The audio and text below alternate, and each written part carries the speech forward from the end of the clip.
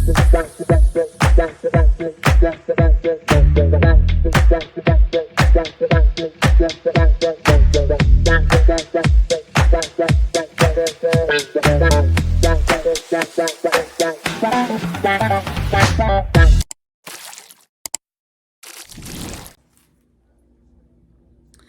day. Welcome to Full Circle with Nona Black TV. We're going to get into some trending topics today. Um, Hope all is well with you. First, we want to congratulate Coco Gauff. She's the U.S. Open champion, American, first American one in a little while. And it's her first time win in a major of that magnitude. So, congratulations to her. Excited for her. Been following her for quite a bit. And congratulations to the men's U.S. Open champion, Nikolic. I'm not going to say his last name right because I'm not pronouncing it correctly, but it's Djokovic. And congratulations to both of them for competing to the highest level and coming out as champions on the other side. I'm going to get into some serious topics. Of course, welcome to Full Circle with Nona Black TV. Would like you to like, comment, and subscribe to the videos. Of course, share with anyone that you think may benefit as well. Wanted to talk about some important topics that are coming up. As you know, when they did the last funding thing, they are at a part where they have to do a continuing resolution to continue the present funding so that it will go into next year. And it has to be done by the end of September. Of course, they're looking to come to an impasse. Unfortunately, Congress lately has just been waiting to the ninth hour to get these things done. The present Speaker McCarthy, leader of the House, has made promises per the Colorado Republicans to different factions in their party, and now they're requiring and saying they want him to shut the government down and demanding all things to see what's going to happen next. So either McCarthy will have to work with Democrats and come up with something that can be agreed on by all the Democrats or the majority of Democrats and some of the Republicans, or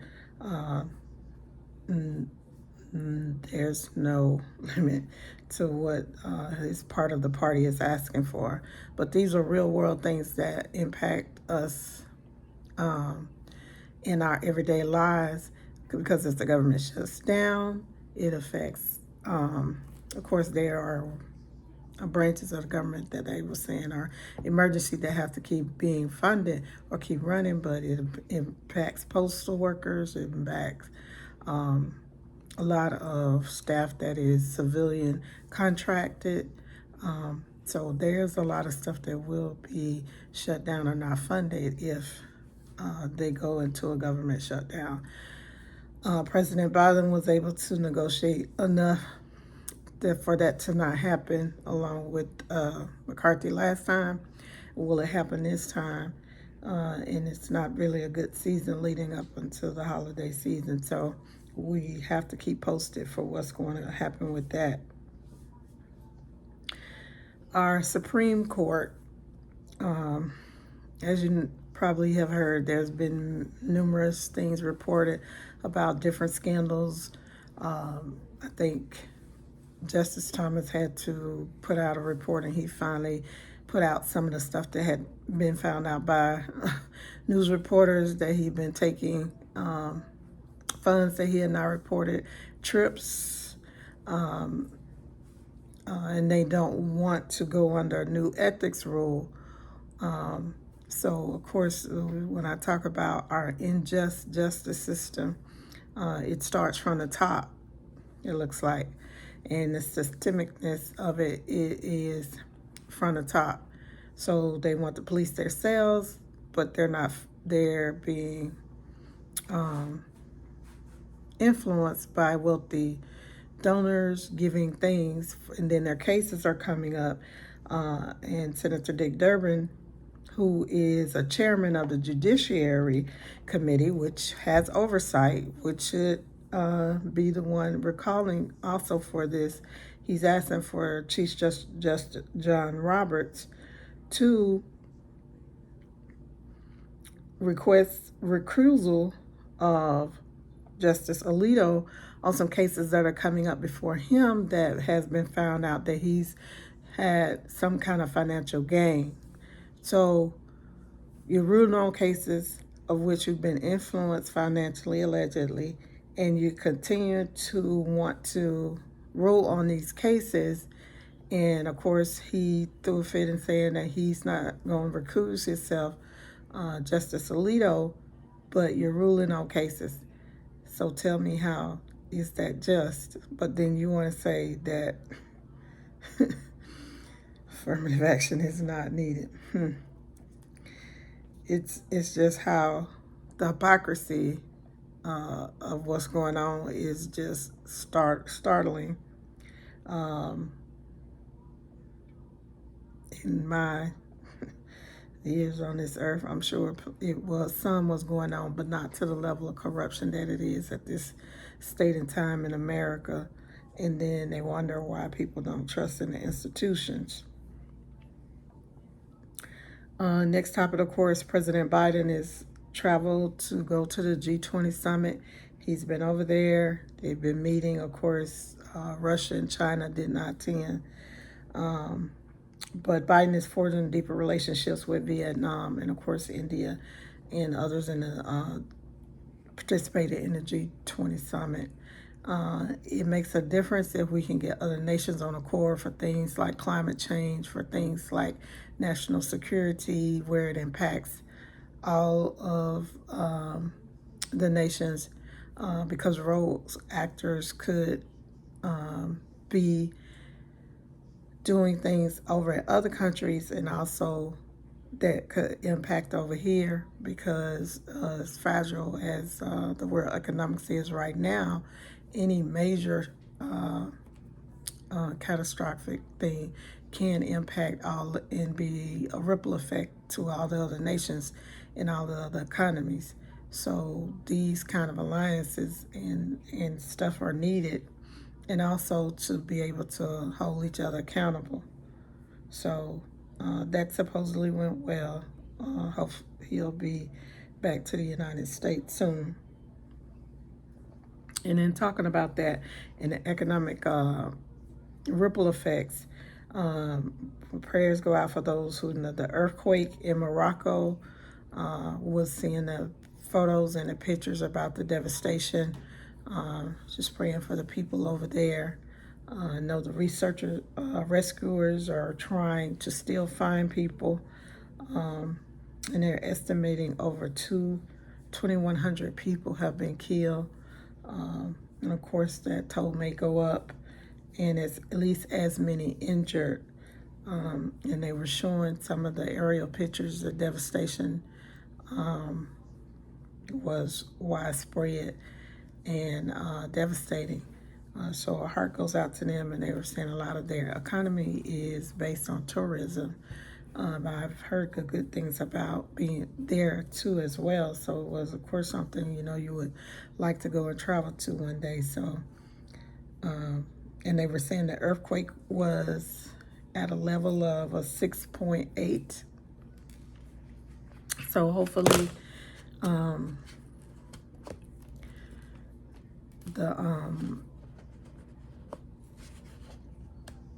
they can continue to find people, and people continue to get rescued.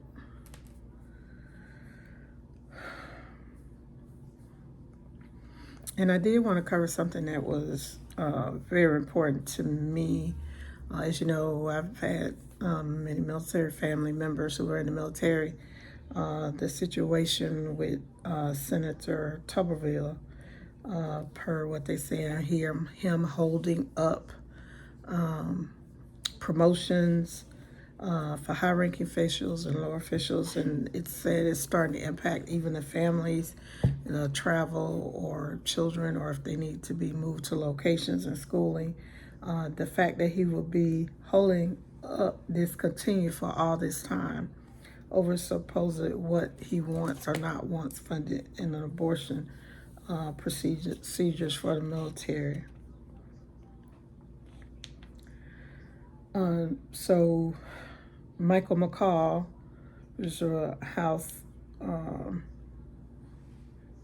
Republican from Texas, and he was also raising the alarm about what he's doing. Senator Tuberville is doing, and he's saying, of course, they've been saying this for weeks now.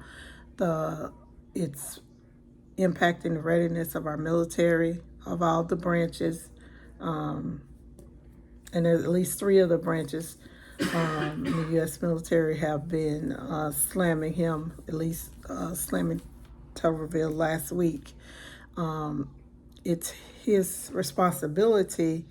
He's sitting on a committee to make sure that make sure our military has everything they need, and anything that would lessen the readiness, not let our soldiers and leaders excel and have readiness and be for all they need, have everything they need, is very troubling. Of course, it is so ironic that the Republican Party for so many years was thought to be the party of the military, the party who cares about law and order, the party that cares about making sure that we have everything for our military leaders and stuff. And now they're letting one senator run roughshod over them and hold up these things needed for the military. We cannot just let these things slide by. It's the same thing that happened when President Obama was in office, and it was time for him to pick the justice, the other court justice, and then McConnell refused to even have a hearing, have a vote on the new justice so that President Obama at that time could pick him. These are the norms and the stuff that they Republicans are showing themselves to be doing now. This is not Trump. These are actual other Republican members of office who are doing this. So he's with the right-wing rhetoric. He's with this talking about abortion, but he don't care about making sure that the men and women in the military are safe while they putting their lives on the line for him, his family, and for us in the whole United States. So this is not just a Trump issue. This is a Republican issue. And the Republicans who are not holding his feet to the fire, they're breaking norms just like they did with President Obama, and they're willing to break certain norms that have been on so long just to be able to control power, just to be able to, for whatever reason, who funding them, you got to follow the money, who he is allowing him to do what he's doing. And of course, it's also being done so that it can be a stain against the Democratic president who was in office at the time. The same reason they did it to disrespect President Obama, they're doing it now, this time to disrespect President Biden. But we can't let these norms go by and just watch and look at it. If there's anything that we can do, we need to be calling all of our senators, all of our congressmen, and be letting them know this is unsustainable, and that they need to change whatever rules they got to change, vote whatever they got to do, demote him, vote around him, do whatever they got to do to get it done. It doesn't make any sense for them to allow this to go on this long, and for our military director. Of course, tomorrow being, that you see the video, will be 9/11, but posting. So as we commemorate one of the most devastating times in the United States of America, where a foreign adversary from within tried to destroy the United States, And what we learned over that process of making sure that all branches of government are working together, communicating correctly, having everything that they need, and then what if something of a 9/11 attack somebody try to do something on 9/11, whether it's days before or days after, and we're not ready. The blood lies on the hands of this man, Senator Tuberville, for not doing his job and for not doing right by the military. You can't wait until something happens and then, we're going to jump and do something. No, he needs to be held accountable and pulled now before something does happen. It's well past beyond opportunity for him to try to come to an agreement, something or whatever. I could understand negotiation, but not to the point of hostage for everyone not to be able to be promoted. That's everything about that is wrong.